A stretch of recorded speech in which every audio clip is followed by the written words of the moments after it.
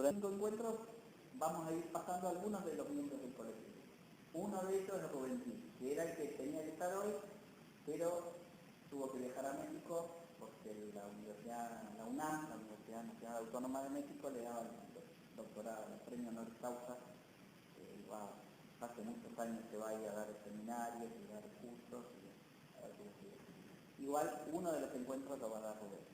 Otros compañeros que nos van a acompañar es Rafael Villegas. Rafael Villegas es psicólogo social y es militante en el tema de vivienda acá en Capital Federal, en la ciudad autónoma, y él va a trabajar el tema de el entrecruzamiento.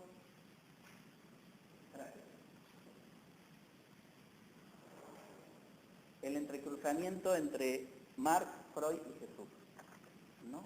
Y va a hacer un aporte a la teología de la liberación de ese libro. Después va a estar Alejo García es licenciado en Trabajo Social, es coordinador de una asociación que se llama Cine en Movimiento, que por ahí se lo nombrar, que es una asociación que trabaja con el tema audiovisual en barrios, ¿no? Les da la herramienta, les enseña a manejar la herramienta audiovisual para que desde ahí tanto los jóvenes, los pibes y los ancianos puedan expresarse y manifestarse, ¿no? Y puedan tener voz. Y después otra persona que nos acompaña es Coca Trujillo. Coca Trujillo es teóloga, feminista, y ella nos va a hablar un poco de lo que es la teología feminista de la liberación. ¿Sí? ¿Cuáles han sido sus aportes en todos estos últimos años? Es simplemente un acercamiento a este tema. Rubén Díez fue miembro del Movimiento por el Tercer Mundo, filósofo, teólogo, un tipo que tiene un montón de libros, de publicaciones. Él va a hablar del socialismo del siglo XXI, de los países cristianos, del socialismo de los países que conocemos, socialismo del siglo XXI, socialismo del buen vivir, ¿no? Todos estos proyectos políticos latinoamericanos que estamos viviendo en estos momentos, y lo va a unir eso al tema del poder, que es el poder y la construcción de poder popular. ¿Sí? Esto va a ser un poco el tema del seminario.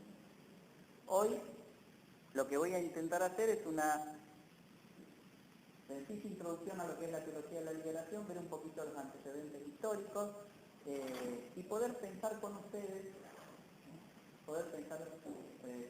qué es esto de la teología de la liberación, sobre todo hoy que pareciera que con el Papa argentino ahora parece que todos somos teólogos de la liberación, y vamos a ver que poco tiene que ver el Papa argentino con la teología de la liberación, por no decir nada. Bueno, estamos en la dinámica, me cortan cuando quieren, preguntan, ¿sí? No va a haber que hacer ningún trabajo para, si alguno quiere hacerlo, bárbaro. Pero la idea es que cuando terminemos en el último encuentro les demos un certificado de asistencia, ¿sí? Bien. Bueno, vamos a empezar. Lo voy a empezar a hacer trabajar a ustedes. A ver, si yo pongo la palabra teología,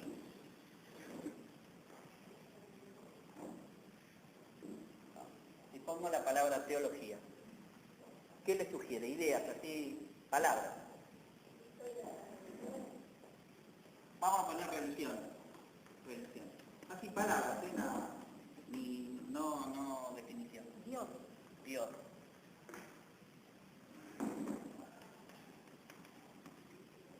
¿Qué más? ¿Cómo? Iglesia.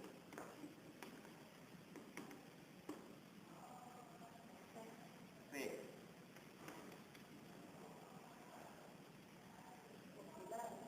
¿Cómo? Postulado. Ah, bien. Postulados, principios. Conocimiento Puede ser.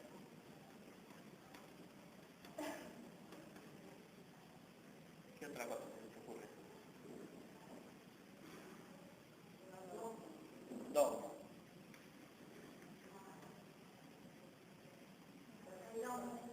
Hombre.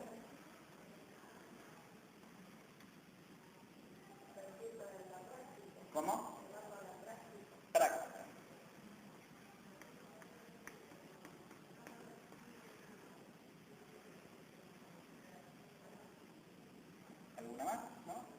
voy a agregar una. Dominación. ¿Sí? Y si yo pongo la palabra liberación,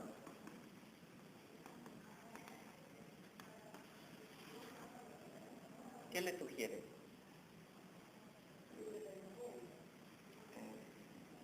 Libre pensamiento.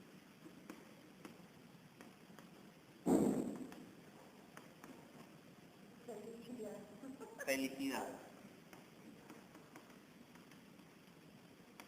Revolución. Revolución.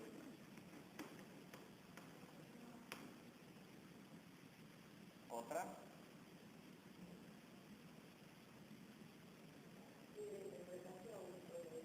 Interpretación. Vamos a poner interpretación.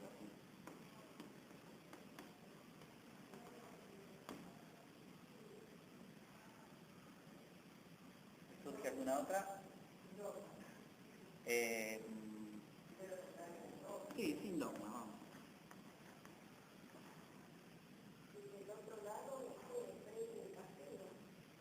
¿Dónde? ¿Acá? Bueno. Sí, lo que a ustedes se les ocurra. A ver, no hay nada, hay que partir de esta premisa. Las verdades son transitorias. Nada de lo que digan ni está bien ni está mal. Es lo que piensan ustedes. Y está bárbaro. Y está bárbaro. Filosofía. Y la idea es que construyamos un poquito, más allá de que yo aporte desde un lugar, la idea es que lo podamos construir juntos. ¿Sí? Yo acá le agregaría construcción,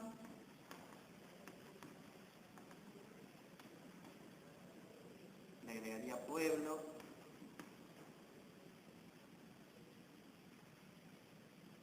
y colectivo. Dignidad humana. Muy bien.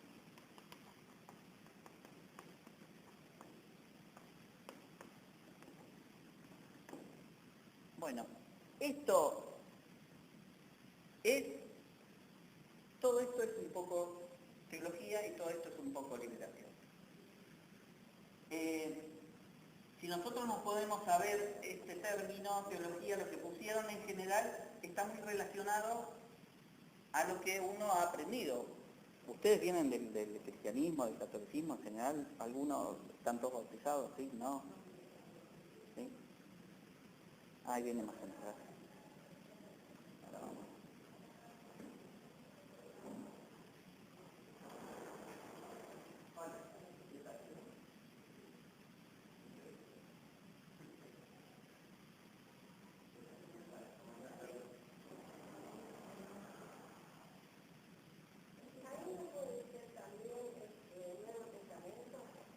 Sí, sí, sí. Vamos a dejar acá si arrancamos.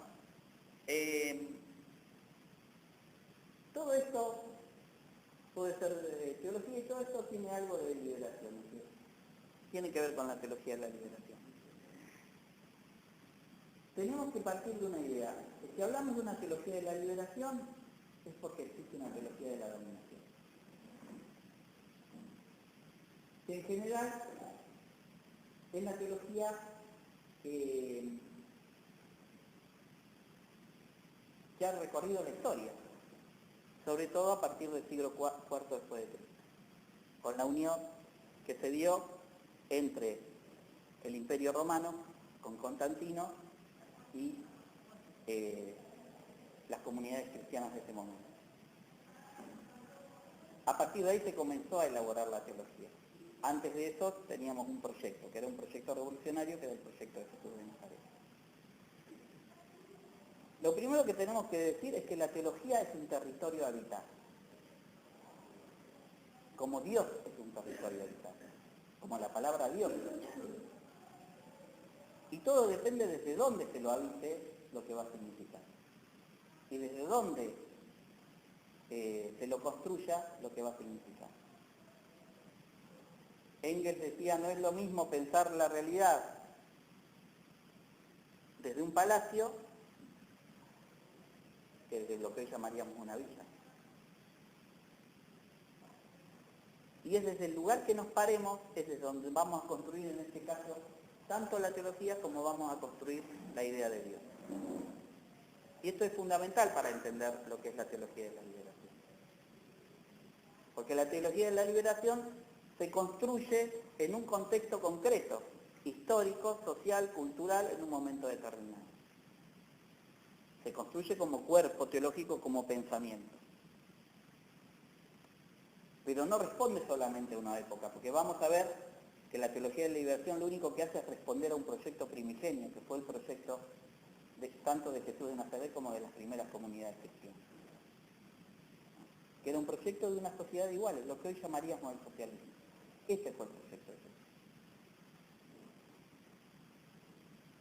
Un proyecto de hermanos, podríamos decir, un proyecto fraterno, pero sobre todo un proyecto de sociedad de iguales, de dignidad humana.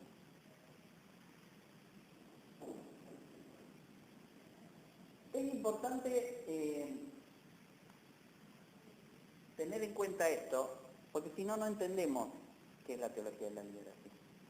Nos tenemos que ubicar entre el año 45 y el año 70 se da todo un resurgimiento, 1945, 1970, se da todo un resurgimiento en Europa, un resurgimiento histórico, cultural, hasta un resurgimiento espiritual. Y que tiene como características fundamentales o como hechos fundamentales, por ejemplo, el Mayo francés, y por ejemplo también a nivel iglesia lo que fue el Concilio Vaticano II, en el año 1962. Junto a esto, en América Latina, todo lo que significó la Revolución Cubana en el año 1959, el proyecto socialista de Allende en Chile, y también toda una realidad de movimientos revolucionarios que se fueron construyendo en esta América Latina frente a una realidad de opresión. Se pasa en América Latina de lo que era la teoría desarrollista a la teoría de la dependencia. Se pasa de la antítesis desarrollo-subdesarrollo y se empieza a hablar de dependencia y liberación u opresión-liberación. En ese contexto se vuelve a pensar en América Latina el tema de la fe.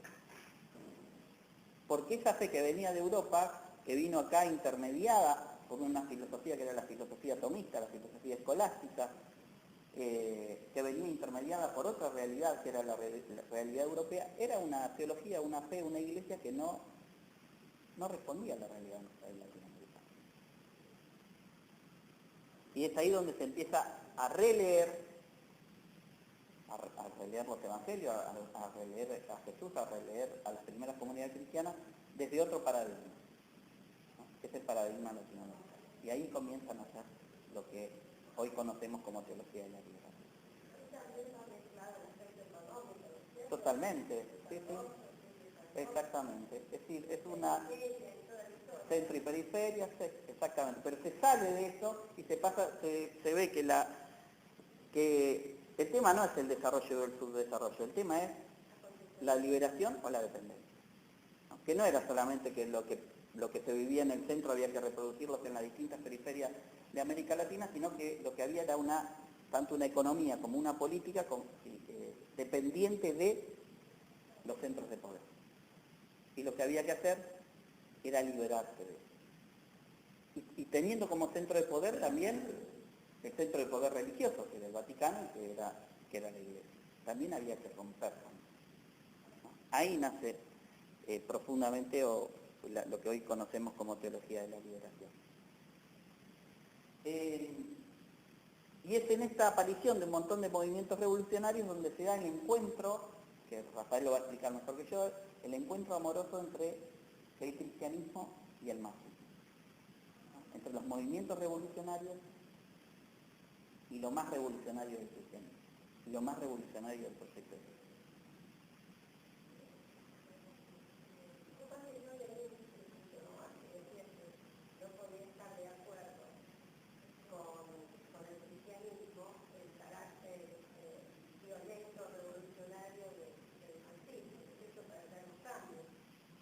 Bueno, eso habría que... Depende de lo que entendamos. A ver, la ética cristiana es una ética situacional. Y durante siempre la Iglesia en su teología tradicional ha hablado de grandes principios o de grandes principios que ha sostenido a lo largo de la historia y que se tienen que mantener en cualquier momento, en cualquier lugar. La ética es una ética situacional. Y en esa ética situacional es donde a veces hay que resolver las cosas de una y de otra manera. Y la realidad es conflictiva, es conflicto. Y no hay que evitar el conflicto. Y a veces los conflictos se resuelven de manera pacífica y a veces no se resuelven de manera pacífica. Y si uno toma el movimiento de Jesús, Jesús era un hombre pacífico, pero no era un hombre pacífico. No hace falta más que leer detenidamente algunos textos del Evangelio, como por ejemplo la entrada de Jesús, lo que se conoce como la entrada de Jesús a Jerusalén, ¿no? En el que se celebra el Domingo de Ramos, o cuando leemos que Jesús saca a los vendedores del templo, para darnos cuenta que un movimiento como el de Jesús, si no estaba mínimamente armado, aunque sea armado para su defensa, no podía entrar al templo de Jerusalén, que estaba totalmente lleno de soldados y rodeado, para destruir, para tirar todo. Indudablemente necesitaba. Que no era un movimiento violento, no era un movimiento, pero sí tenía defensa. Y otra cosa que tenemos que entender, hay un obispo brasilero, Pedro Casaldalga, está muy viejo, que siempre vivió con los indios en el Amazonas, que dice: el Evangelio de la Paz, una guerra a muerte por la vida. El Evangelio de la Paz, una guerra a muerte por la vida. Y a veces defender la vida, preservar la vida, exige cierta cosa de violencia. Acá no es que... Eso lo entendió Pablo VI, por ejemplo, los que tienen muchos más años que yo, algunos más años que yo se deben acordar, cuando Pablo VI escribe la Populorum Progressio en el año 67, ¿no? Él dice que se justifica, digamos, la violencia del pueblo, se justifica la insurrección armada del pueblo en casos de opresión largamente sostenida en el tiempo, o de dictadura largamente sostenida en el tiempo. La misma Iglesia católica, en este caso en la figura de Pablo VI, sostiene, porque después lo va a tomar Medellín en el año 1968, el documento de los obispos latinoamericanos. Exactamente, que no vino a traer la paz en el Estado. Y dice: vine a poner en contra al padre con el hijo, a la madre con la hija. Que después, si nos da el tiempo, vamos a charlar un poquito también de esos textos. Vamos por ahí, se va entendiendo. Ustedes cualquier cosa me paran, si no entienden algo me cortan. Sí.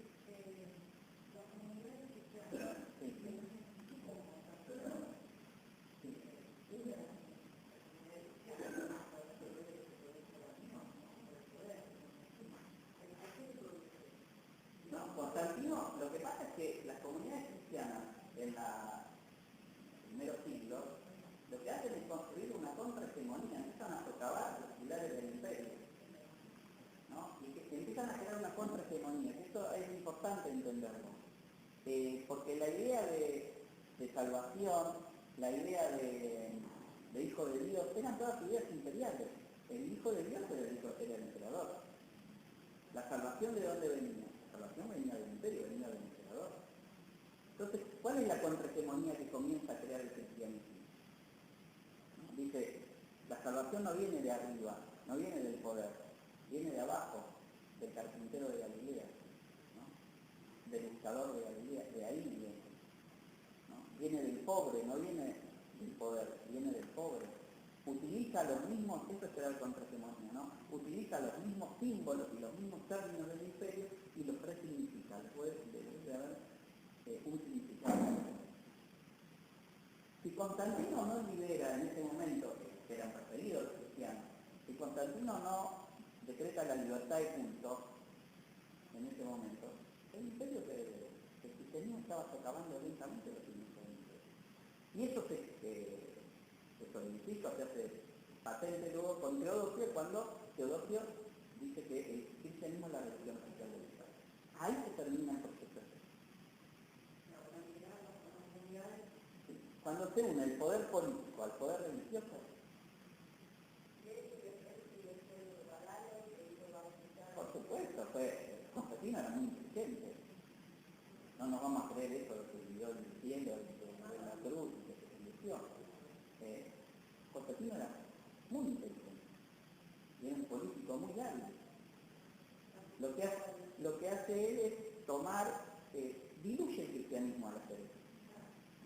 Y después ¿qué hace? Siempre encontrar dentro de cualquier organización alguno que se deja corromper y ya está. Cuando unió el poder político al poder religioso se terminó la fuerza revolucionaria del cristianismo. Más allá, porque después a lo largo de los siglos siempre aparecieron personas, personajes, comunidades que intentaron volver a este cristianismo revolucionario originario.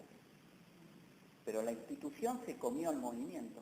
Jesús no fundó una iglesia.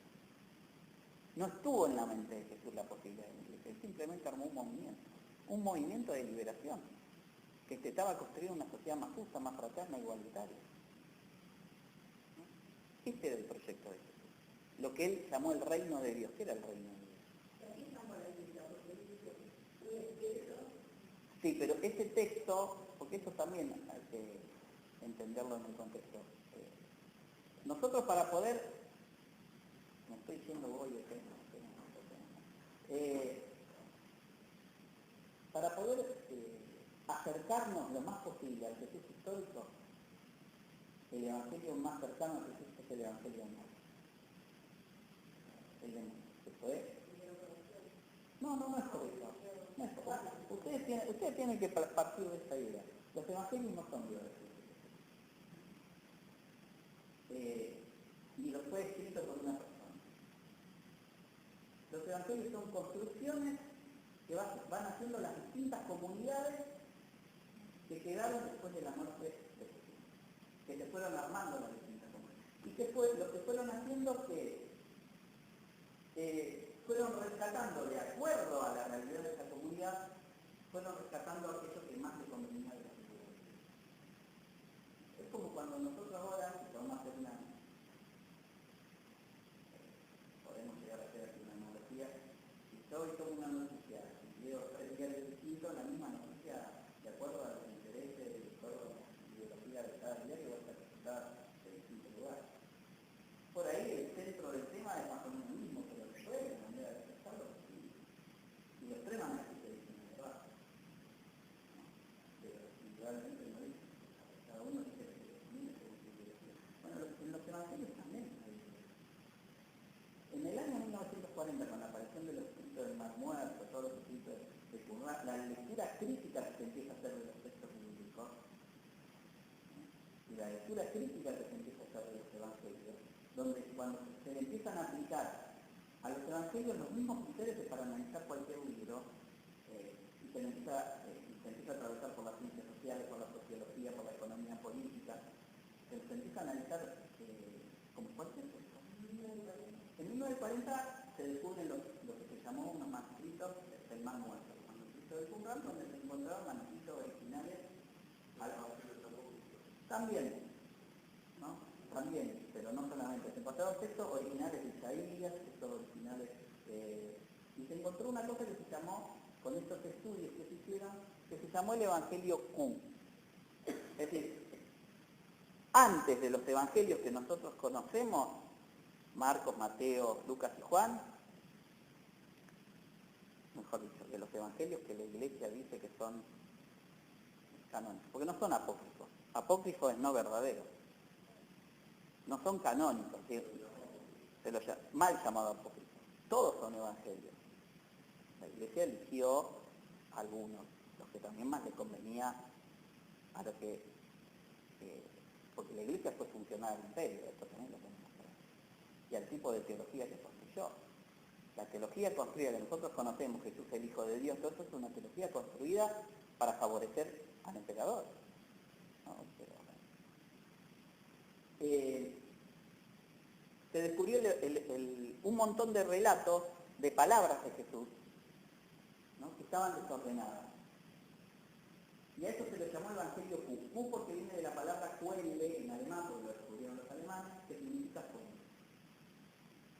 Es una especie de se llama Evangelio Fuente. Una serie de relatos de los cuales agregaron las comunidades para, que se ve que desconocían las comunidades, para armar el Evangelio. Armamos distintos evangelios. Pero ustedes tienen que pensar que el Evangelio de Marcos fue escrito aproximadamente en el año 70. O sea, 40 años después de la muerte de Jesús. En todo ese tiempo hubo elaboración que fueron haciendo las comunidades de quién era Jesús y qué era. ¿No?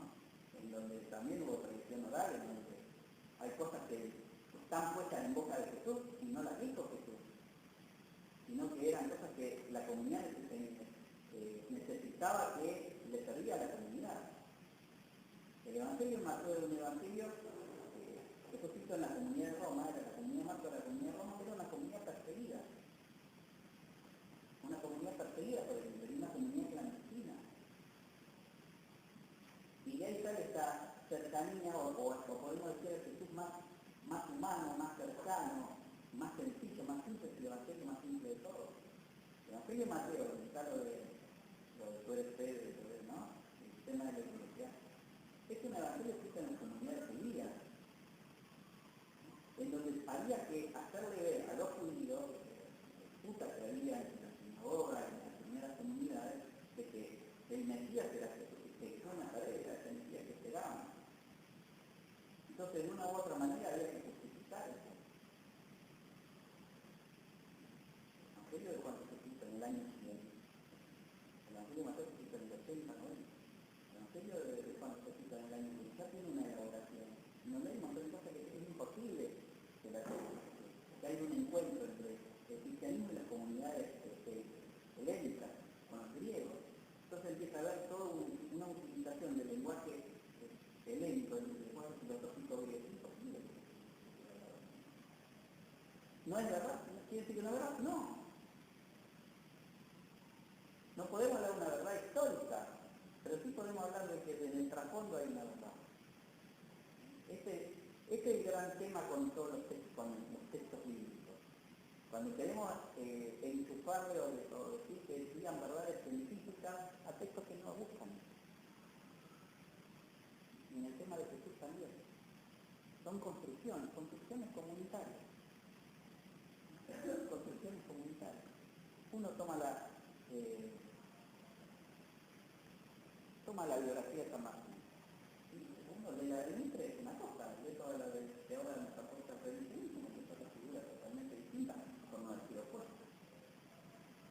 Porque también la mirada que van construyendo las comunidades es una mirada intencional, que tiene intencionalidad. Bueno, ¿sí? ¿Se entiende esto, no? ¿Sí? Más o menos. Bueno. Bueno, pero voy a volver un poquito al tema de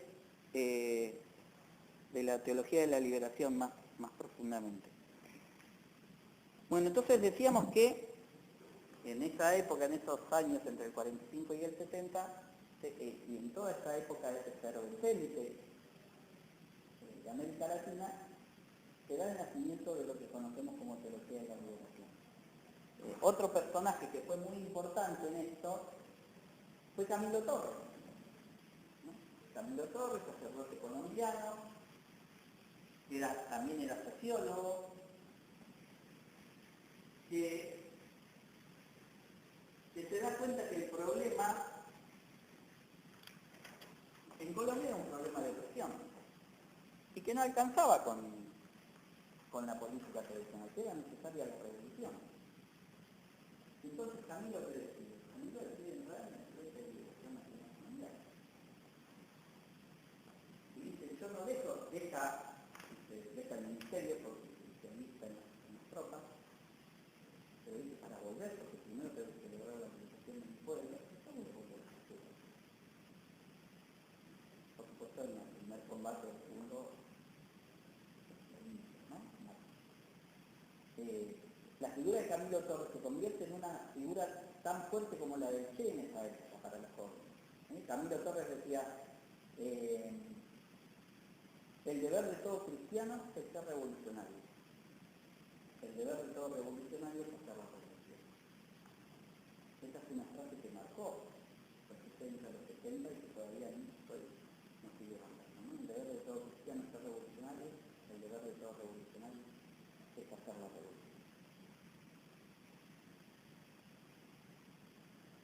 Y hay dos hechos, si nos detenemos en el tema iglesia, hay dos hechos que marcaron esas épocas. Yo les decía, lo que fue el Concilio Vaticano II, del año 1962 al año 1965, lo comienza Juan XXIII y lo termina Pablo VI. Todos saben lo que es un concilio. Un concilio es el encuentro, la reunión de todos los obispos del mundo en torno a la figura del obispo de Roma, ¿no? Fundamentalmente este concilio es convocado por el Papa, siempre ha sido convocado por los papas, salvo los primeros que eran convocados por los emperadores. Es decir, fíjense que los primeros concilios de la Iglesia en los primeros siglos, todos fueron convocados por los emperadores, especialmente por Constantino, donde ahí vemos la unidad entre el poder político y el poder religioso. Había muerto Pío XII, que fue este papa tan vinculado con el nazismo, y en el año 59 eligen a Juan XXIII, un viejito de 80 años, que lo decían que iba a ser un papa de transición. Y Juan XXIII se levanta un día y dice, hay que sacar del trono de Pedro el pueblo interior de Constantino. Hay que abrir las ventanas y convoca un concilio. Y esto provoca una revolución muy importante dentro de la Iglesia, donde hay algunas medidas que se toman más conocidas, por ejemplo que la misa ya no se va más en latín, sino que se da en el lenguaje de cada lugar, en la lengua vernácula de cada lugar, que el cura ya no está más de espalda al pueblo, que no está de cara al pueblo, sino que se debe acercar. Se empiezan, esto es fruto del concilio, también un montón de estos estudios bíblicos que yo estaba diciendo, que ya estaban muy fuertes en esa época, de una redención, desde la lectura crítica de preceptos bíblicos, un montón de movimientos que se van dando, y también el Concilio Vaticano II lo que hace es reconocer la autonomía de lo temporal. Después, no, ese es el último. Tampoco se cumple lo que dice. Y eso es lo que piden muchos.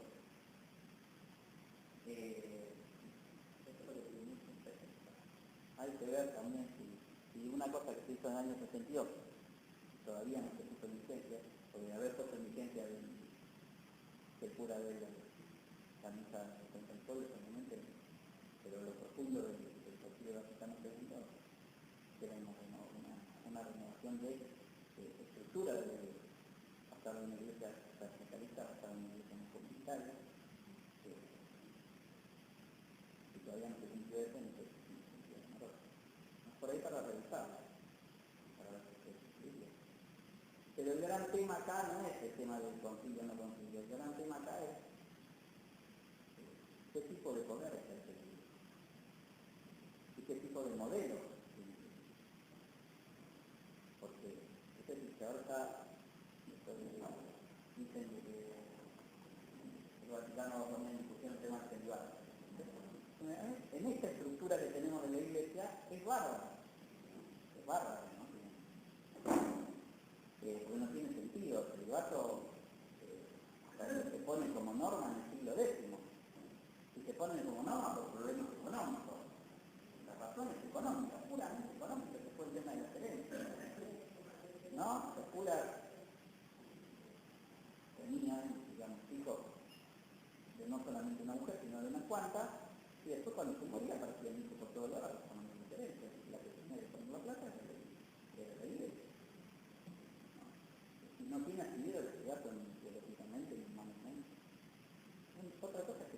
acción personal donde uno diga que no quiere estar, pero la posibilidad de acción siempre está. Ahora bien, el tema es qué tipo de poder va a ejercer el cura. Porque puede estar casado, puede estar serio y puede seguir ejerciendo un poder de dominación y un poder de servicio. Puede seguir manipulando con sus hijos y no caminar con el pueblo. No tiene nada que ver una cosa con la otra. Solo está organizado. El gran tema acá de fondo es el tema del poder. ¿Qué tipo de poder? Que eso seguramente va a hablar Rubén. Y el poder, como lo planteó Jesús de Nazaret, que era un poder de servicio, ¿no? Cuando Jesús va camino a Jerusalén, entonces leen el Evangelio de Marcos, con los apóstoles, que se van a enfrentar con el poder. Se van a enfrentar con Roma, se van a enfrentar con el poder religioso y económico. Los discípulos van caminando con ellos y le dicen, bueno, ahora que vamos a tomar el poder, ¿no? Bueno, ¿quién se va a sentar a tu derecha y quién a tu izquierda? ¿Quién va a ser el presidente y quién es el ministro de Economía? Un poco el planteo, ¿no? Y Jesús le dice, ustedes no entendieron nada. Ustedes no entendieron nada. No vamos a ejercer el poder como lo que hacen los de arriba. Y habla de una doble revolución. Va a decir, los últimos serán los primeros. Cuando dice los últimos serán los primeros, son los últimos. Es una mirada bien sociológica. ¿Quiénes son los últimos? Los últimos de su época. Los campesinos, las mujeres, los marginados. Los últimos serán los primeros. Pero no van a ejercer el poder como los primeros. No lo van a ejercer más como lo ejercen los de arriba. Sino que lo van a ejercer como servicio. No lo van a ejercer como dominación, sino que lo van a ejercer como servicio. Y para eso usa dos palabras en griego que son importantes, una que es diácono y otra que es doulos. El diácono es el servidor, el doulos es el esclavo, o sea, van a ejercer el poder como los esclavos, en un servicio absoluto, en este caso el pueblo. No lo van a ejercer más dominando, sino que lo van a ejercer sirviendo. Bueno, esto es el gran tema de la Iglesia, porque la Iglesia, después del siglo IV, se estructuró de una manera verticalista, jerárquica, con un poder de dominación, y lo tenemos, y no hace más que recorrer la historia de la Iglesia y la historia de la humanidad, y el papel de la Iglesia dentro de la historia de la humanidad, para darnos cuenta que no ejerció el poder como un servicio, sino que lo ejerció como dominación. Todavía hoy lo sigue haciendo. Todavía hoy lo sigue. Entonces, el gran tema es el tema del poder. Bueno, entonces le decía el Concilio Vaticano II que reconoce la autonomía de lo temporal, ¿no? Y una cosa importante es que este Concilio Vaticano II, con todas sus modificaciones, tuvo después una bajada en América Latina. Y que fue el documento de Medellín, en Colombia. En el año 1968 se reúnen los obispos latinoamericanos en Colombia y escriben un documento que es el mejor documento de la Iglesia latinoamericana, todavía, ¿no? Que es más claro, porque adopta, los obispos adoptan la clave de expresión y oración. Y desde ese lugar van a intentar ser fieles al Evangelio. Frente a esta realidad hablan de la justicia, hablan de la paz. Toman lo de Pablo VI de la popular imprudencia de la violencia, porque en esos momentos era un hervidero en América Latina. Y aparecen toda esta unidad entre un montón de movimientos revolucionarios y comunidades que se unen a estos movimientos revolucionarios, que son parte de estos movimientos revolucionarios. Que también lo vivimos acá en Argentina, con lo que fue el movimiento de cura de Argentina, o con lo que fueron los movimientos revolucionarios acá en Argentina, que la mayoría surgió de filas cristianas, ¿no? Jóvenes, mujeres y varones que de una u otra manera habían participado en el y que encontraron en una nueva lectura del Evangelio, en una nueva mirada de la figura de Jesús, encontraron una respuesta en Jesús para estos momentos. Entonces me parece que en este contexto es donde surge la teología de la liberación. Y el que que la encarna, digamos, como lo que se lo llama como fundador, es un sacerdote peruano que se llama Gustavo Gutiérrez. Gustavo Gutiérrez escribe en el año 68 un libro que se llama Hacia una teología de la liberación, y después en el año 72 aparece el libro que se llama Teología de la Liberación Perfecta. Digamos, como el libro madre, más allá de que habían aparecido otros, como Hugo Asman, que había escrito Opresión y Liberación, que también era un libro de esa época, o Rubén Alves, que un teólogo brasileño también. Pero Leonardo Bosch es posterior, es bastante más posterior que Gutiérrez. Escribe Jesucristo el Liberador, ¿no? Aunque hoy no puedo entender cómo Leonardo Bosch acompaña tanto a Francisco Borges, ¿no? Cómo tan sencillamente los pueden cortar, bueno. Pero la mayoría de los teólogos de la liberación, no hay como nuestro cardenal, no están como cortados, ¿no? Es impresionante a veces verlo. Rubén Drigua no lo va a hablar, Rubén seguro cuando venga no lo puede terminar de entender, ¿no? Bueno, ¿cuáles son? Sí, una pregunta. Sí, Alejandro. El documento este de Medellín, Sí, eso, pues no entiendo sí, cómo funciona. sí. Los obispos votan todos. Los obispos se reúnen durante, Sí. creo que durante 15 días, debaten sobre un montón de temas, están acompañados por teólogos. En esa época, en el documento de Medellín, estaban acompañados por uno de los que pensaba el tema teológico, era Gustavo Gutiérrez. Sale un documento. Sale un documento para toda la iglesia latinoamericana. Aceptado. Sí. No, por todo. Después que los cumplan, no se puede. Claro. No, pero los firman. Bueno, y en el año 68 sabe el documento de Medellín. Después de ahí, cada 10 años se vuelve a reunir, digamos, los obispos latinoamericanos, y todos los documentos que fueron saliendo después, es como que fueron licuando lentamente todo lo fuerte y lo potente de ese documento. En el año 79 se reunieron en Puebla, salió el documento de Puebla, donde apareció el tema de la opción preferencial por los pobres. Medellín no hablaba de una opción por los pobres, Medellín decía hay que pensar la fe o pensar el cristianismo con los pobres y desde los pobres, ¿no? Ya Puebla pone una opción preferencial, una entre otras, 79. Después, en el 80 no hay nada, pero en el 90, con el tema del quinto centenario de la conquista, digamos, aparece el documento de Santo Domingo, que es un documento que quedó en el olvido que nadie pasó. Y el último fue el de Aparecida, ese documento que Bergoglio está todo el tiempo hablando y que le entrega a los estudiantes cuando van a ver, ¿no? Le entregó a Cristina, le entregó a Correa, le entregó a Maduro, ¿no? Que lo que hace es tomar algunas cosas de aquellos documentos, ¿no? De Medellín y de Puebla, pero despolitizarlo, ¿no? Un documento que dice que hay que tener cuidado de los populismos latinoamericanos también en esta época y a proyectos que lo que hacen es tomar lo mejor del cristianismo, y hacerlo perfecto. Por lo menos desde mi punto de vista. Eso dice el documento.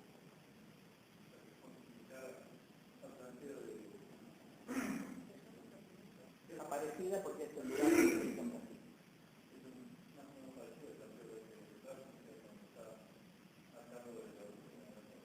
Sí. Bergoglio no representa esto, digamos, totalmente, pero está en la misma línea, con un poco más con un lenguaje más popular, más cercano. Aparecida fue, después, en el 92 fue Santo Domingo, fue en el 2005, no hace tanto tiempo, estaba cuando fue Aparecida. Claro. Pero lo escribió Bergoglio ese documento. El gran redactor del documento de Aparecida fue Bergoglio, que era cardenal de Buenos Aires. No, tampoco, claro. Bueno, a ver.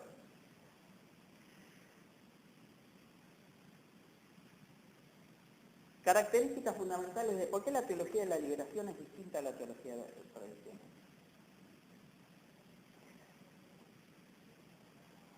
La teología de la liberación, vamos a poner algunas cosas para que quede claro, o para que intentemos dejar claro esto.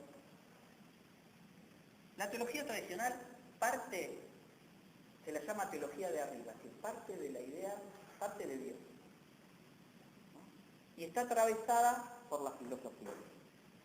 En general por la filosofía neoplatónica y la filosofía tomista o escolástica, ¿no? La del siglo XI y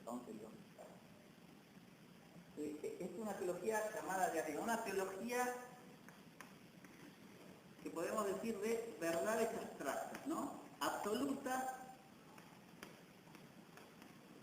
abstractas, universales, que sirven para todos los tiempos y todas las épocas, extemporánea, donde el tiempo no cuenta, ¿no? Verdades abstractas, universales, extemporáneas. ¿Y de dónde parte? Parte de la idea de un Dios trascendente, ¿no?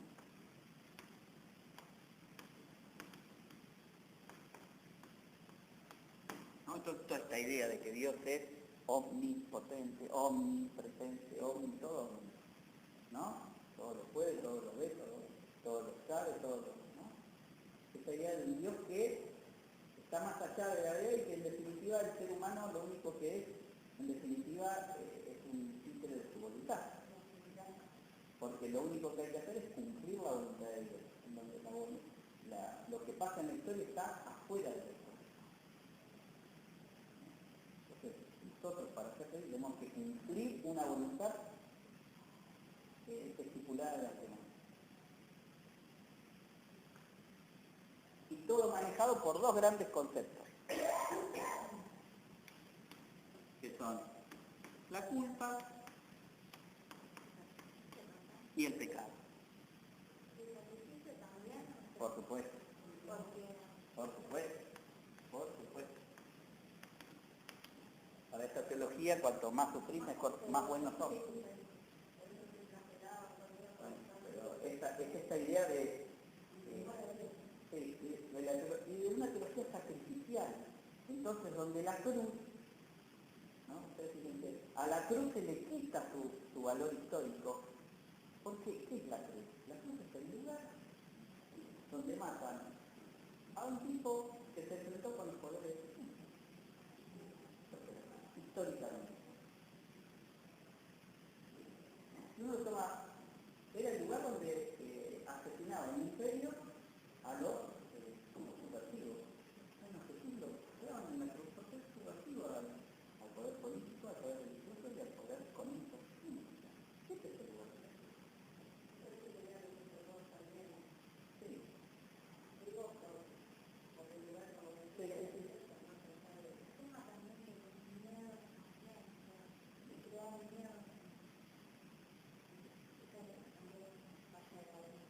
Por supuesto, y a partir de esto, ustedes sienten la idea del cielo y del infierno, tiene mucho que ver con eso. Pero esto ¿de dónde viene?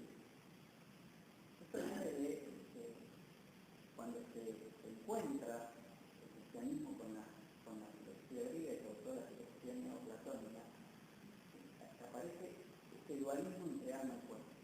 Jesús era semita. Y como todos tenía un pensamiento que era monista, no era dualista. En el pensamiento de Jesús no había alma y cuerpo. Era una unidad.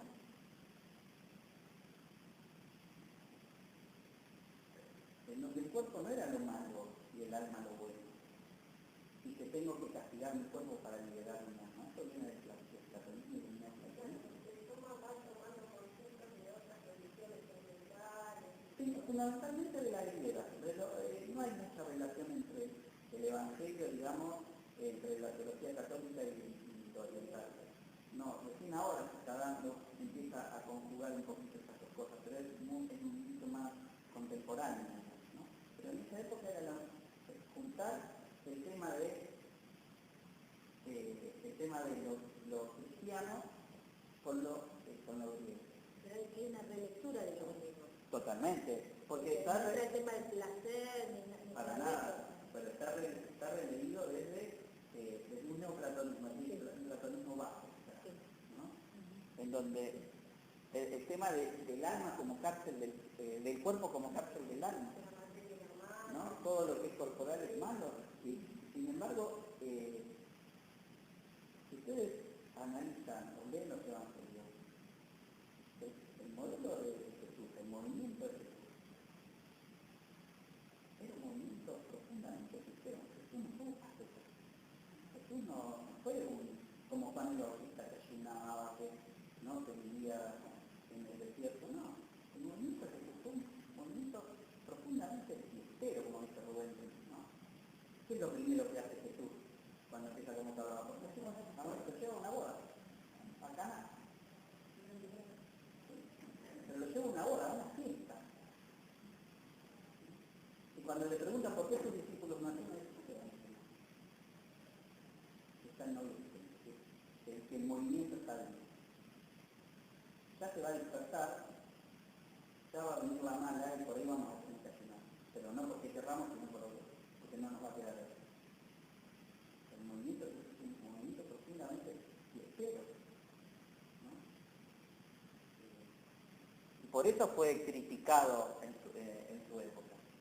Y la iglesia que hace, toma estos conceptos y los exacerba de una manera en donde todo es culpa. Si uno toma, tenemos una culpa ahí, no sé cuánto. Sí, pero si uno toma el aspecto de la creación, los mitos, son mitos, la interpretación que se ha hecho sobre ese aspecto, y ahí viene también todo, ¿no? La cosa de que la mujer es la provocadora del pecado, ¿no? Que la mujer se pega sobre todo, que la mujer es más. Fíjense, una cosa que la teología tradicional, la Sagrada Familia, vamos a tomar la Sagrada Familia, Jesús, María y José, ¿no? José, aparentemente un hombre grande, según dice la tradición católica, que no tuvo nunca relaciones con María, jamás. María, concebida sin pecado original, inmaculada, desde siempre, no tuvo relaciones con José y el hijo hizo el Espíritu. Jesús no es fruto de una relación entre un varón y una mujer, teología tradicional, no es fruto de una relación entre un varón y una mujer, y es teóricamente posible. Uno insinúa que como María Magdalena pasó algo, ¿no? Pero no es así. El modelo de familia de la Iglesia Católica es una familia simple.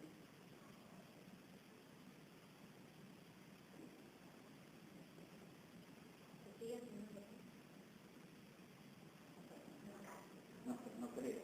Pero ustedes se pueden ver, pero la seguimos celebrando la Sagrada Familia. La seguimos celebrando la Sagrada Familia. Es que Jesús tuvo. Esto es innegable. La palabra que se usa es la palabra humana. Y lo dice Santiago, habla de Santiago como el hermano mayor de Jesús. Ahora yo te agrego que le quita eso. Lo hace menos, lo hace más. ¿Qué le agregaría o le quitaría a Jesús que Jesús hubiera sido pareja de María Magdalena?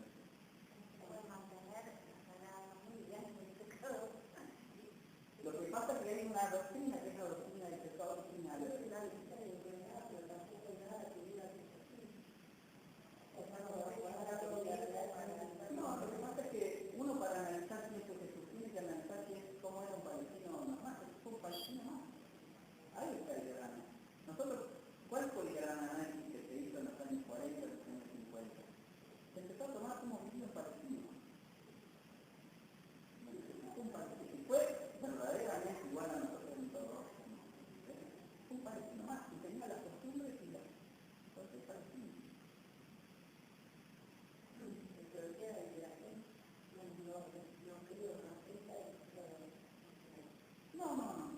no es que no acepte, hay teólogos, psicólogos, no, eso no.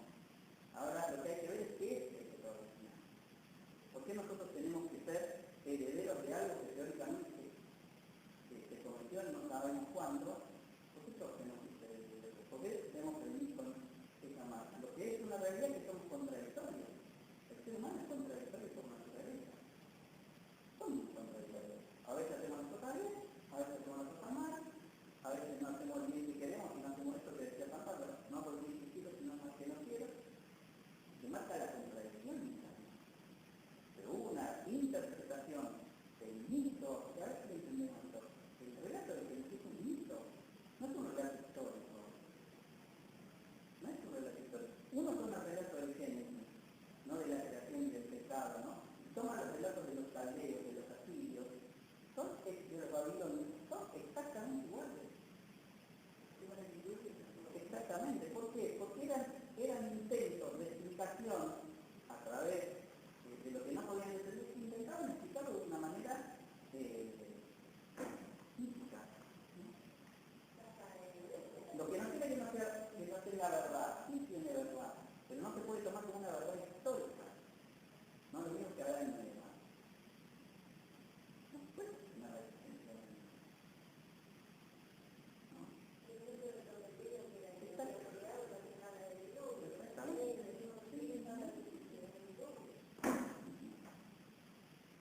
La teología posterior del Hijo de Dios, que también es una teología que tiene mucho que ver con... A ver,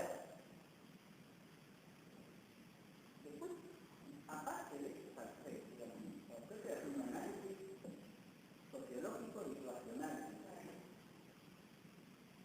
Eso significa que no hay que creer en algo que no hay que creer. Que no hay que tener fe, y está bien que uno la tenga y los que tienen que tener relaciones sagradas. ¿No? Pero me parece que son cosas distintas, ¿no? Pero el tema es que todo aquello que el tema es que la fe sea realmente algo que nos ayude a ser mejores seres humanos y no nos aliene, ¿no? Porque que no estemos esperando una vida ultraterrena para ser felices, no. El proyecto de un proyecto de felicidad hoy, acá y ahora, construcción de una sociedad distinta, hoy, acá y ahora, no, no. Más allá ya veremos qué pasa. Exacto, sí, pero a veces se vive como animal. Y él tendría que ser feliz, por supuesto. Aparte tenemos que tener en cuenta que la palabra creer, el verbo transformar, significa dar el corazón a alguien. Es ponerlo de uno en otro. Es confianza, profunda confianza. Y la fe es una actitud humana. A ver si entendemos esto. Todos tenemos fe en algo. Aunque sea en un proyecto político, tenemos fe en uno mismo, tenemos fe en un amigo, tenemos fe en una utopía, tenemos condición de militante esa fe. Si no hay fe, no hay militancia posible. Y no creemos que con nosotros podemos construir algo distinto. No hay posibilidad. No hay posibilidad de militancia y de construcción colectiva si no hay fe. Otra cosa es la fe religiosa. Pero la fe es una actitud humana, fundamentalmente. Yo no quiero meterme en tantas cosas propiamente teológicas porque sería para ahondar mucho y nos quedamos a mitad de camino con... Y me parece que lo que quiero marcar es cuál es la diferencia entre teología y teología de liberación. La teología tradicional es una teología denominada de arriba. La teología de la liberación se la llama una teología de abajo. ¿Por qué? Porque es una teología profundamente histórica y parte de la realidad concreta. ¿Y cuál es la primacía? La primacía es la de la práctica. Primero está la práctica y después la reflexión. Este es un principio fundamental para entenderlo. Desde la realidad concreta pienso el tema de la fe, reflexiono el tema de Dios. No es que vengo con una idea preconcebida de Dios y ahí trato de aplicarlo en cualquier momento, en cualquier lugar y en cualquier situación de la historia. No, es en este lugar concreto, con esta realidad concreta, donde eso me ayuda a reflexionar comunitariamente, porque la teología de liberación es una teología que no hacen los teólogos, los aviones, los intelectuales, es una teología que hace el pueblo cuando se reúne, cuando una comunidad se reúne a ver los problemas que tiene en su barrio o en su villa o en donde viva, y se reúne y eso lo ilumina desde desde su perspectiva de fe. Ahí está haciendo teología de liberación, pero parte de una realidad concreta. La primacía es el hacer. La primacía es el hacer. Marx decía, uno piensa a partir de lo que hace. Uno piensa a partir de lo que hace. Entonces, la primacía de la praxis es fundamental. Y la segunda cosa es, ¿desde dónde se ubica la teología? ¿Cuál es el lugar teológico? ¿Desde dónde piensa? Piensa desde el poesía de la tierra. Desde ahí piensa la fe. Desde ahí lo piensa Dios. Desde ahí piensa Jesús. Desde los pobres. Desde la y los pobres. Más que pobre vamos a usar la palabra empobrecidos, ¿no? Desde los empobrecidos de la tierra, los marginados, los excluidos, todos los términos que utilizamos nosotros. Desde ahí se piensa.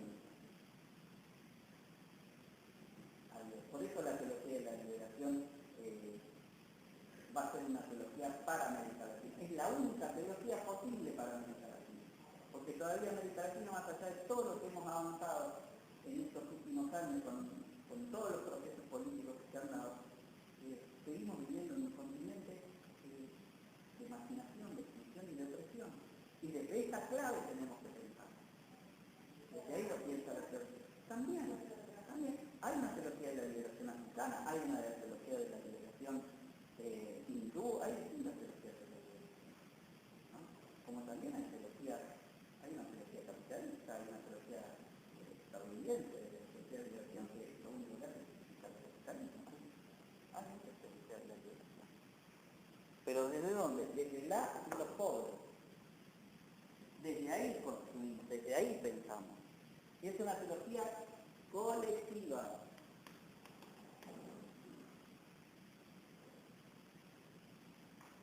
Es una teología colectiva.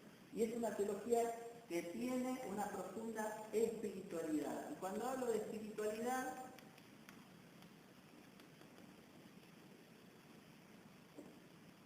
de espiritualidad, no hablo del alma, hablo del espíritu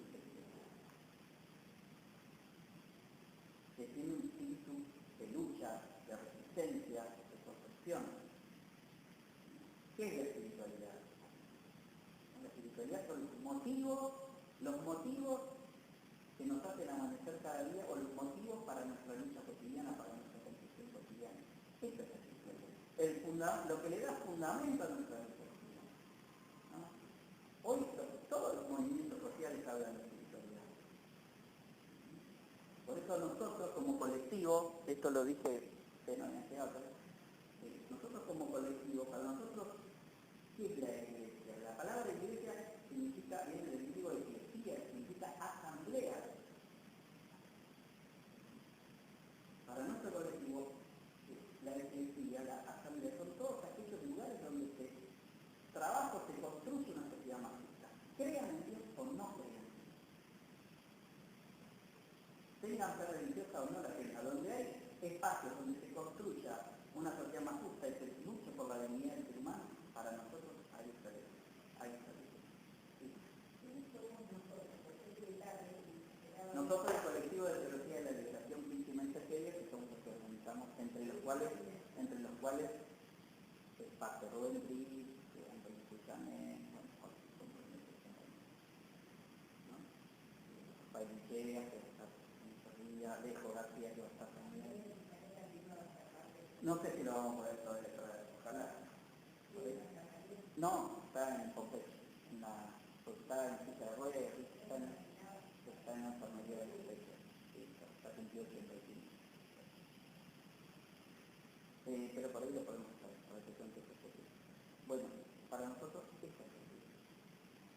Porque yo digo asamblea, a ver, hoy les hice el juego de la lluvia de ideas con la teología y la ideología. Yo digo la palabra asamblea. ¿Qué palabra le digo? Popular, horizontal, discusión, debate, participación, concientización, ¿no? Igualdad. Bueno, a ver, ¿qué tiene que ver todo eso en la estructura de hoy? Tenemos una institución de iglesia. Una cosa es la iglesia y otra cosa es la institución. Son dos cosas distintas. Una cosa que es vertical, que es jerárquica, que las cosas se deciden de arriba para abajo, en donde a veces la participación se da abajo, pero eso no se repercute arriba.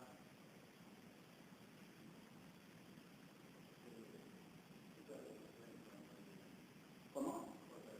Otra de las diferencias hizo, es decir, el Concilio Vaticano II fue el último intento de volver al principio. El problema cuál fue? Elaboró una teología nueva, pero dejó una misma estructura. Jesús dice, a vino nuevo, recipiente nuevo. Y puso un vino nuevo en un recipiente viejo. Y el recipiente se mantuvo y se comió la tierra. Todo lo que había avanzado el Concilio Vaticano II y todo lo que acá en América Latina hizo avanzar Medellín fue tirado para atrás por Juan Pablo II y por el Ministerio. Juan XXIII y Pablo VI. Juan XXIII lo empieza y Pablo VI. Todo lo que avanzó, con todas las contradicciones que esto trajo, porque ¿qué hizo el Concilio? Puso en tensión las posiciones de la Iglesia. Sí, fue una revolución, puso en contradicción. Pero, y Juan Pablo II, que lo matan, lo matan, no le dijeron nada, lo mataron, intentaba todavía profundizar más, intentaba tocar la ciencia. ¿No? La institución. Entonces, que vinieron Juan Pablo II, Juan Pablo II se dio para atrás, con una imagen populista y conservadora, masa, invitó a todo el mundo.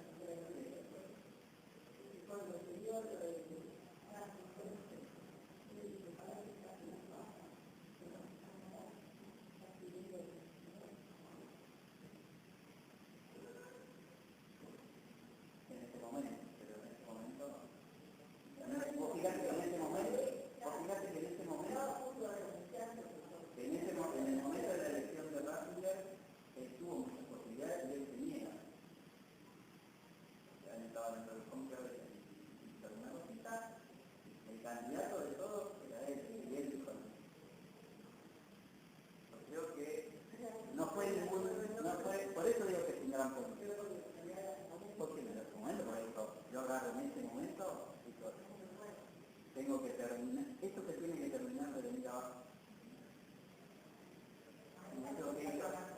Y es lo que hizo Benito. Yo creo, discúlpeme lo que voy a decir, pero es lo que pienso. Segovia se puede acá ahora sabiendo que lo tengo. Totalmente. Totalmente. Hay algunos que tienen, uno lee algunos teólogos y algunas teólogas como Ivonne Guevara, teóloga brasileña, un artículo que sacó ella que se llama La geopolítica del secreto. Pero bueno.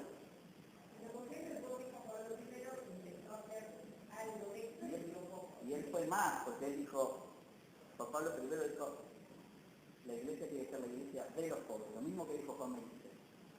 Francisco Bergoglio, dice, yo quiero una iglesia pobre y para los pobres. Son dos cosas distintas. Hacer una iglesia para los pobres y hacer una iglesia de los pobres. Son dos cosas distintas. Las preposiciones diferentes de lo que se busca. Bueno. No, todavía falta. Bueno, sí. Porque, vuelvo atrás de lo que estabas sí. antes, ¿puedo? Sí, sí. Sí. Dice que vos hablaste del concilio que permite algo así, peor explicado que vos, pero Claro. ideas nuevas en, Sí. en una estructura Vieja. Esa misma contradicción se va a dar dentro del movimiento de sacerdotes, o sea, por lo poco que he leído. Sí, decime. Pero mientras algunos querían una transformación de la iglesia profunda, Sí. ¿sí? Además de la sociedad, transformar la iglesia, había otros que con ese tema no se querían resolver. ¿Vos decís lo del movimiento de cura del tercer mundo? Puede ser que... El movimiento de cura, a ver, cuando se da el Concilio Vaticano II, esto ya es más histórico, hay un grupo de obispos que escribe un manifiesto.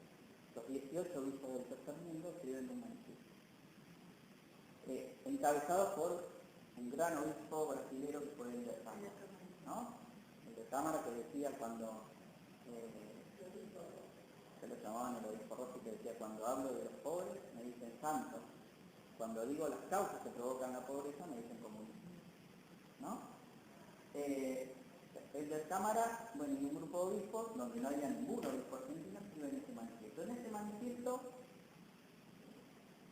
una de las cosas que sostienen, aparte de que querían un iglesia pobre, liberar de todos los privilegios, todo eso, sostienen al socialismo como lo más cercano al proyecto de Dios. Lo dicen directamente. Dicen, el capitalismo, lo opuesto al proyecto de Dios, el socialismo es lo más cercano al proyecto de Dios. Exacto. Y por eso, y es lo que más se acerca, porque cuando se habla del reino de Dios, el reino de Dios, ¿no? ¿Qué dice? El reino de Dios está cerca. ¿Qué es lo que está cerca? El tiempo se ha cumplido, el reino de Dios está cerca, conviértanse y crean en Jesús.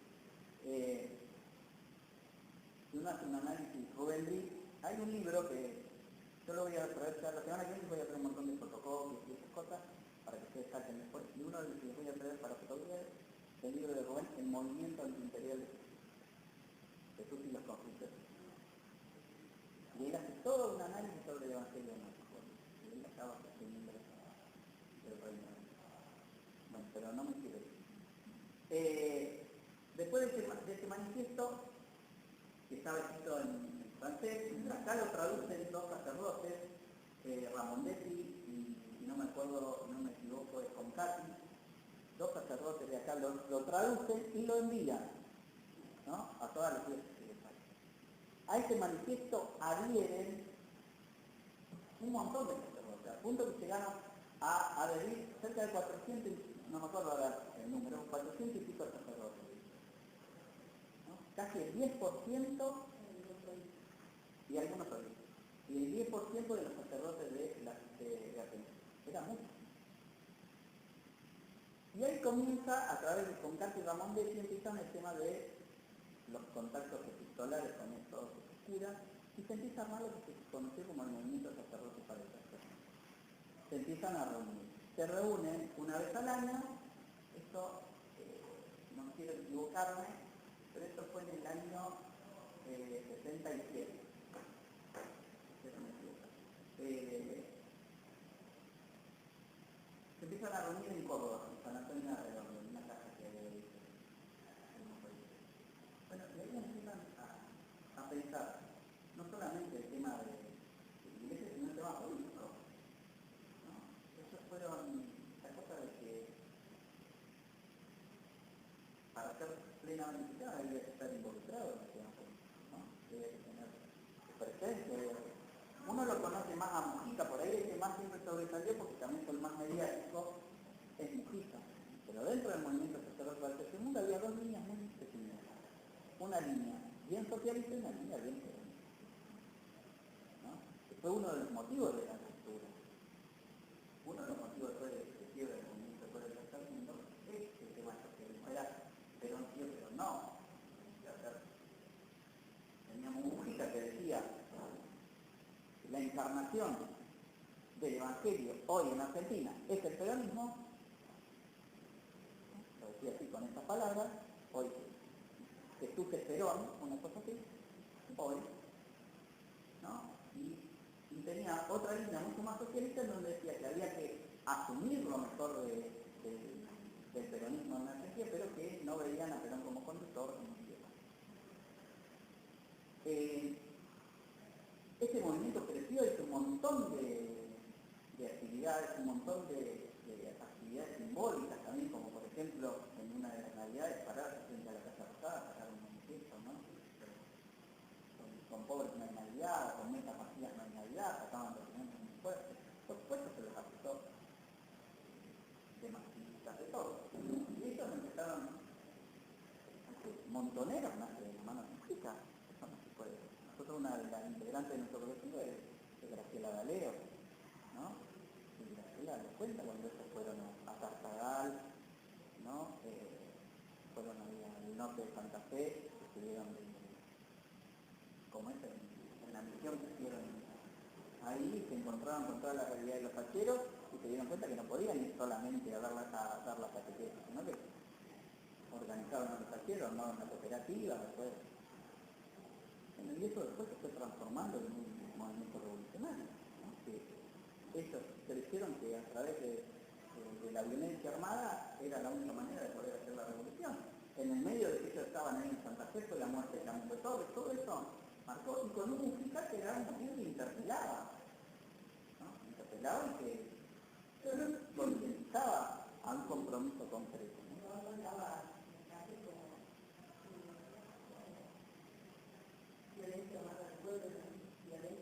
Exactamente. Sí.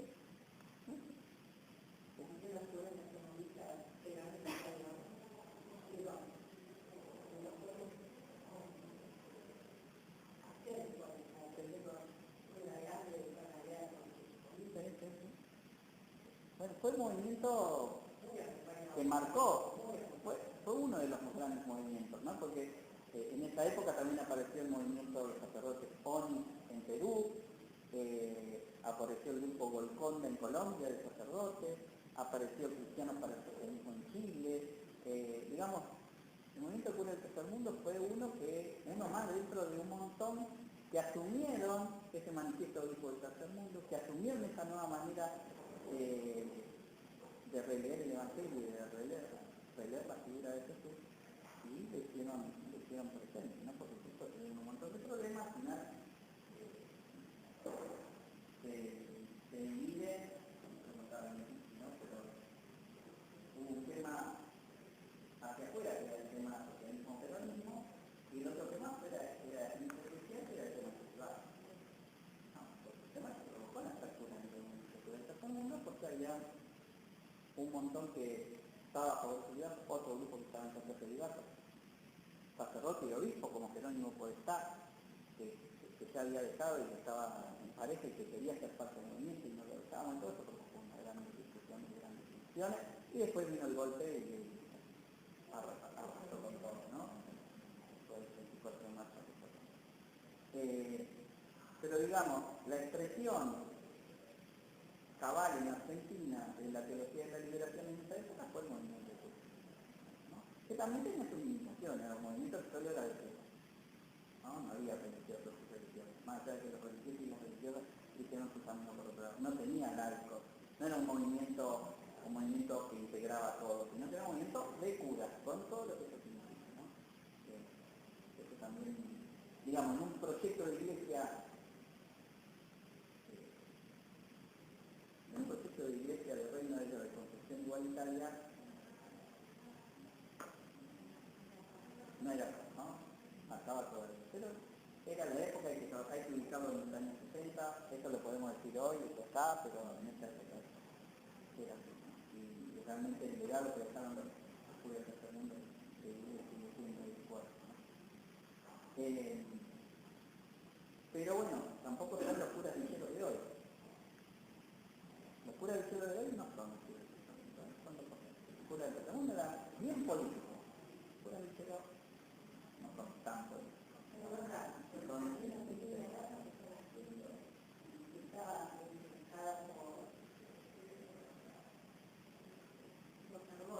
Sí, claro, esa debe ser más política.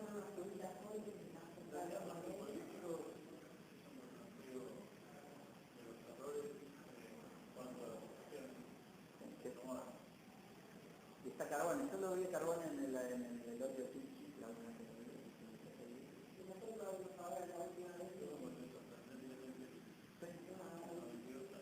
No, 92, soy re joven, no es cierto.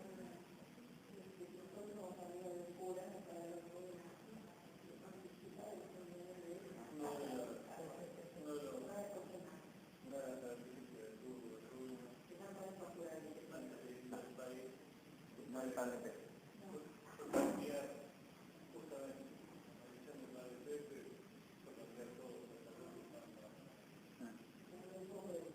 Bueno, es Argón, me parece.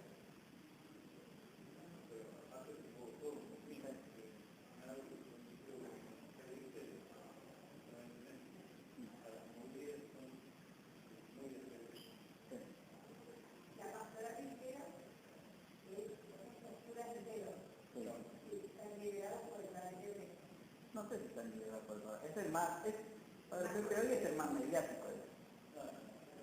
No.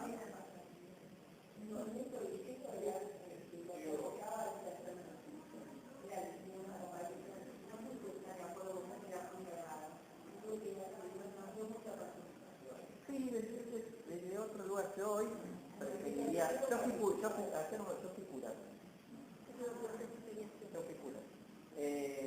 Y por supuesto que el ejemplo de un montón de curas, y el encontrarme con Pichi, hasta que murió, fue parte de nuestro colectivo, y el encontrarme con Rubén, y otra cabeza de otra visión, un montón de cosas, ¿no?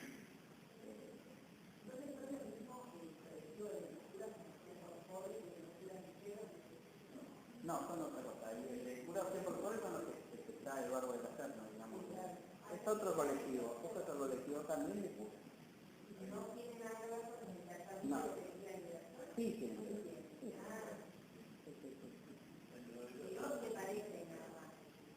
Sí, son, digamos, son distintas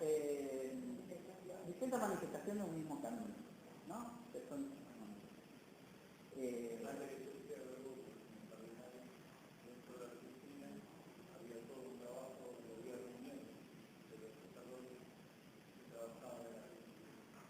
ahora me parece.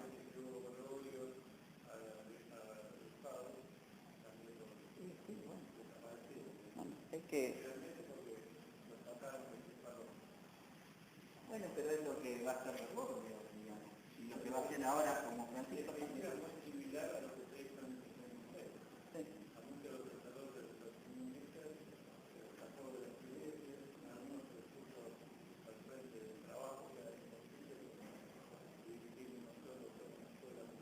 Sí, bueno, era parte del objetivo de una iglesia que estaba en convivencia con la dictadura. ¿No? Sí. Sí, sí.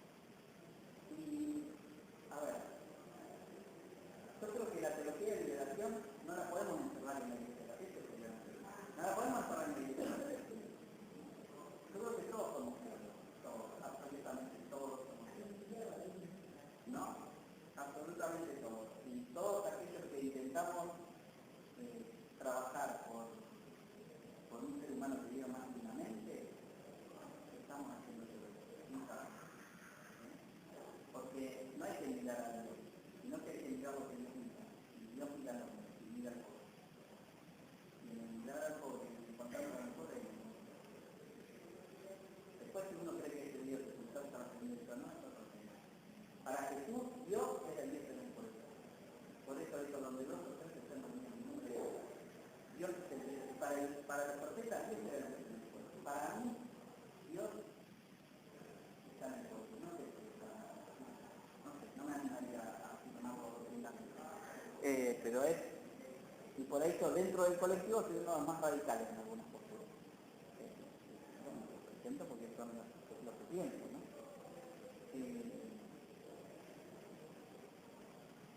Pero bueno, lo mismo que el tema del sacerdocio. Jesús no fue sacerdote.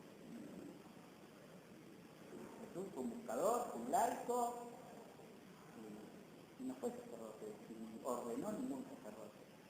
El sacerdocio en la Iglesia Católica tiene que ver con, que viene de la tradición judía, pero no viene del movimiento de Jesús. El sacerdocio ordenado, y nace en los primeros, se fortalece en el siglo IV, pero en las primeras comunidades no había sacerdotes. Había las mujeres, los varones, el movimiento que era un movimiento de varones y mujeres. Los apóstoles de Jesús no fueron solamente varones, hubo varones y mujeres, por favor, está claramente en el Evangelio, ¿no? Falta más que darnos cuenta cuando dice que iban de dos en dos. Eran parejas, que iban, cuando el famoso texto de los discípulos de Maús dice que iba Cleofás y el otro, ¿por qué no nombra al otro? Era una mujer que estaba prohibido de ser. Pero, y no se puede negar que María Magdalena era una líder dentro del movimiento de Jesús. Si no, no hubiera sido la que recibió el anuncio de la resurrección, está puesto ahí en el Evangelio. Pero no se puede negar que María Magdalena fue una líder y que hubo una disputa interna en las primeras comunidades en donde triunfó la postura más conservadora de Santiago y la postura más conservadora que venía más de la tradición judaica frente a la postura mucho más liberacionista que venía de las comunidades de Juan y de la cuarta presidencia de la iglesia, ¿no? Y que ahogaron a todo el mundo, toda la parte femenina dentro de la comunidad. Eso no se puede negar. Es cuestión de... Al Evangelio también hay que saber siempre leerlo, ¿no? Que hay muchas cosas que están escritas. Uno lee el Evangelio de Marcos y se da cuenta que el movimiento de Jesús fue un movimiento clandestino, profundamente clandestino. A ver, y que Jesús lo que armó fue armando un movimiento con bases en distintos lugares. Cuando se encuentra con el endemoniado de Gerase, que le dice, quedate, él le dice, sí, bueno, quedate acá, arma. Y después cuando la famosa entrada de Jesús en Jerusalén le dice a los discípulos, vayan al pueblo de enfrente, van a encontrar a alguien que les dice, ustedes les tienen que decir, estos son ejemplares, esto es un movimiento subversivo y clandestino. No hay que tener miedo de eso, es un movimiento subversivo y clandestino. No, por supuesto, van a enfrentar con el poder. Bueno, me fui mucho para no es por eso, porque me dejo ir por otras cosas. Bueno, a ver.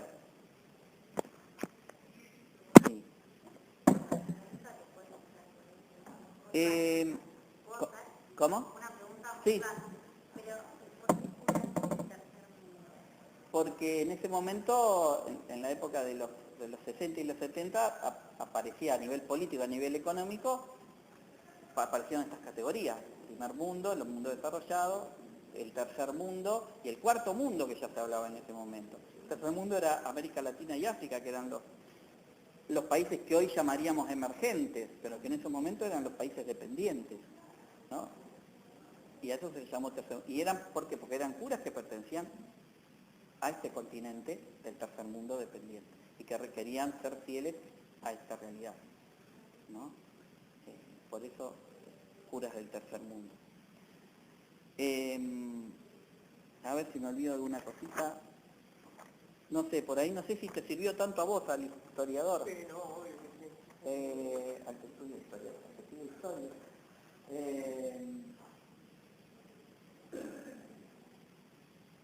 ¿Por qué los pobres, no como lugar? Porque fue el lugar donde se paró Jesús. ¿Sí? A ver, hay una cosa que me parece que es clara. Los pobres, para el cristiano, los pobres no son una opción, son el único camino posible de recorrer. Porque es el camino que recorrió Jesús. ¿Por eso hablar de una opción por los pobres? Jesús no optó por los pobres, ¿eh? nació, vivió y murió en la periferia del poder.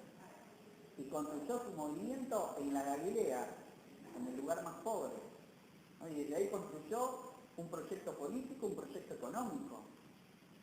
No hace falta más que leer el famoso texto llamado La multiplicación de los panes, donde ahí Jesús muestra un proyecto económico de sociedad, basada en el don, basada en el compartir, basada en la solidaridad, ¿no? Y basada en la saciedad. El proyecto del reino es un proyecto de saciedad, ¿no? Les recuerdo, termino con, ¿no? Les recuerdo sencillamente el texto. Dice que iban, después de una jornada de trabajo, de caminar con el movimiento, se hace tarde y los discípulos le dicen, está todo porque se hace tarde y van a terminar. Y Jesús le dice, denles ustedes de comer. Pero dicen, tenemos nada, dice, pero no se hacen tarde para que vayan a comprar. ¿Qué es lo que quieren? 5 panes. Ustedes fíjense. La lógica de los discípulos era la lógica capitalista. Hay que, para poder comer hay que tener para comprar. Jesús le pregunta, ¿qué es lo que quieren? 5 panes, ¿qué no eran 5 panes? Era simbólico. Los números en la Biblia son todos simbólicos. Había poco, era lo que había. Entonces dijo, 100 pedidos y se sentaron de 50 a 100, ¿no? Los organizó la solidaridad que organizaba, el movimiento se organiza, no es solamente ir a ropa y dar comida, hay que organizarse. Y se organizó, ¿por qué de 50 y de 100? La Confederación de Tribus, antes de la monarquía, en el año 1200 a.C., con el pacto de Siquem, donde solo encuentra un montón de tribus, junto con ellas las de Moisés, pero era uno más de un montón que se encontraron.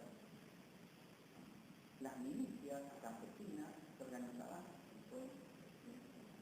Esa confederación de tribus del año 1200 era el reino, se llamaba así el reino de Yahvé. Cuando Jesús habla del reino de Dios, remite a esa confederación de tribus, que era una confederación de tribus antimonárquica, antijerárquica y antitributaria. Antimonárquica, antijerárquica y antitributaria. Cuando Jesús habla del reino de Dios, hace referencia a eso, porque es el reflejo de los profetas. Los 100 pacientes se organizan, dice que hace una bendición y empezaron a repartir. ¿Qué? Empezaron a compartir lo que tenían. Y alcanzó y sobró. Y dice que sobraron 12 canastas. El número 12 en la Biblia es un número que indica saciedad, totalidad, porque el proyecto del reino es un proyecto en donde alcance y sobre para todos, no solo la comida, sino los bienes de la cultura, los bienes del trabajo, los bienes de la vivienda, los bienes de la salud. Ese es el proyecto del reino de Dios. No es un proyecto para el más allá, para el cielo. No es algo que vamos a vivir cuando después, es algo que tenemos que construir acá. Porque el proyecto económico de Jesús,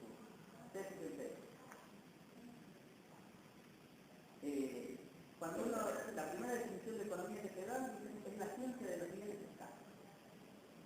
No, la definición de economía no, es la ciencia de los bienes escasos. Los bienes no alcanzan para todos. Y no es así.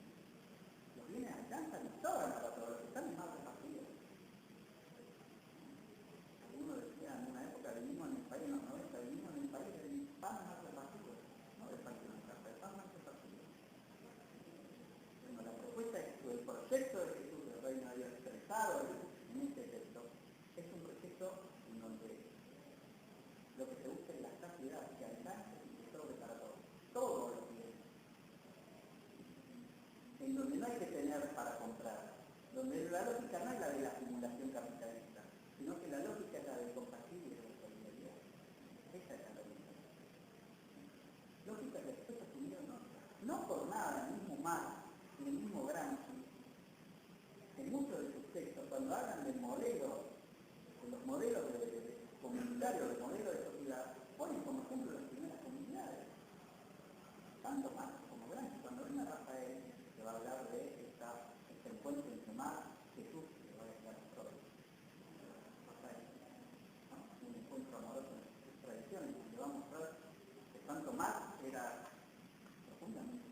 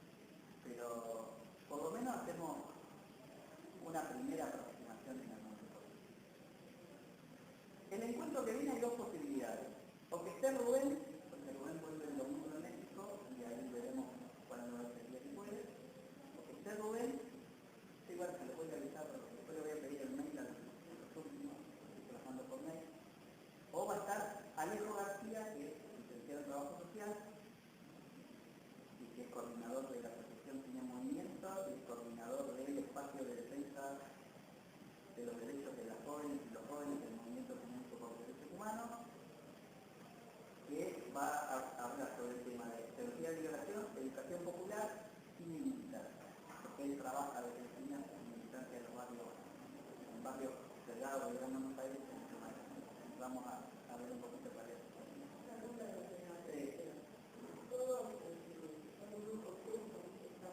No. Es más, hay algunos que están.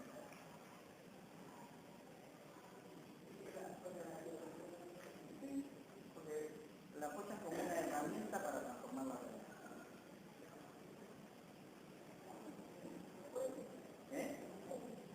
¿Cómo? Cortarme no. Porque ahí está el tema.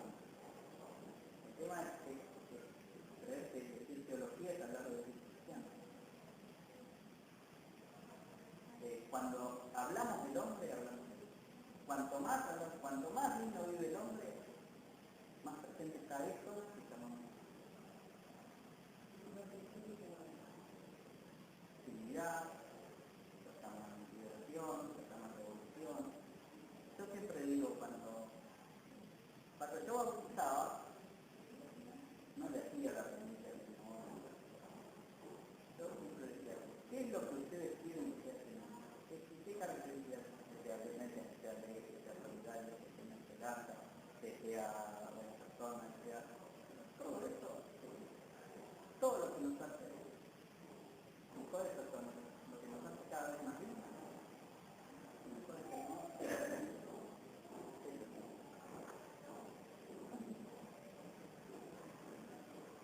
Bueno, creo que no se hacen aburrido.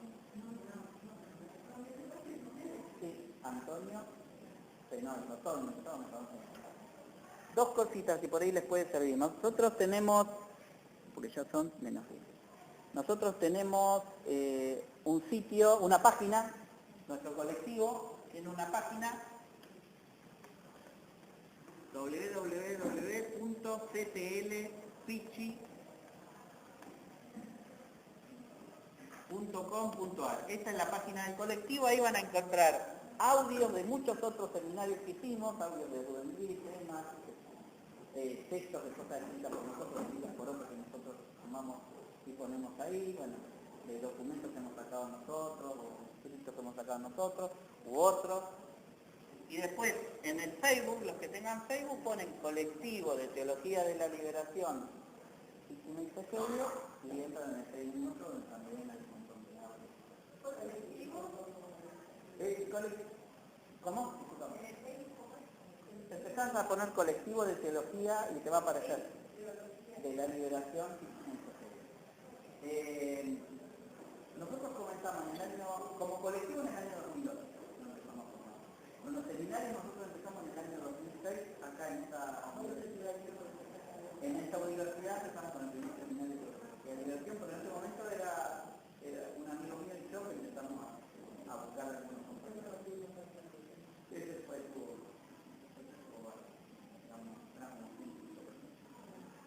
y después nos fuimos formando, cuando nos encontramos a Rubén, esperando.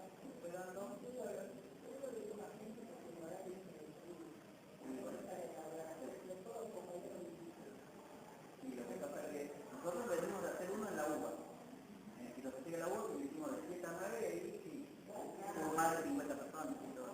Pero además falta más discusión. Yo hablé con Alex y le dije, porque me falta más discusión. Lo que pasa es que la discusión se encargaba mucho también de presentar. Claro, por eso ya. No depende de ustedes. No, eso lo analicé en la página de casualidad, porque tenés que ir abriendo el icono para entrar. Bueno, la semana que viene ya les traigo fotocopias y esas cosas para que puedan ir. Ojo, nosotros no estamos en contra del teólogo de la liberación tradicional, no. Tenemos algunas cosas, una mirada un poquito más radical. Sí, más radical. No, me faltan los videos, 3. Bueno, muchas gracias.